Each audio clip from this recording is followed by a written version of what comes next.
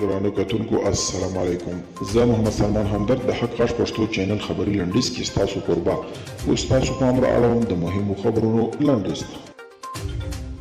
د ایران پخوانی ولسمشر محمود احمدی نژاد وایي چې د ایران ولسمشر حسن روحاني باید د خلکو د وژلو او په نړیواله کچه د ایران د سپکولو په تور محاکمه سي.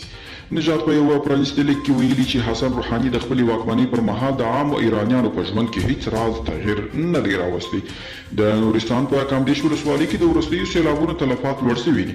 د نورستان ځایي چارواکي وایي چې تر دې دمه 113 کسانو جسدونه له خاورو راایستل سوي دي، خو شاوخوا 110 کسه لا هم لا درکه دي.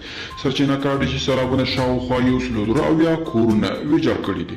امریکا د امریکایي پوځ افغان همکارانو ته د 8000 نورو ویزو ورکړه منظور کړې ده. د راپورونو له مخې بایډن په یو تازه فرمان کې د امریکایي پوځ افغان همکارانو ته 8000 ځانګړي ویزې او دوی ته د ژوند د لومړني اسانتیاو د برابرولو په موخه 1500 میلیونه ډالر مرسته منظوره کړې ده. او اروپایي ټولنه وایي په افغانستان کې د زور له لارې رامنځته کېدونکی حکومت په رسمیت نه پیژني. د افغانستان لپاره د اروپایي ټولنې ځانګړي استازي توماس نیکولسن په تازه مرکه کې ویلي دوی د دې غوښتونکي دي چې روانه جګړه په افغانستان کې ختمه سي او طالبان د زور لارې ځان واک ته رسول پرېږدي.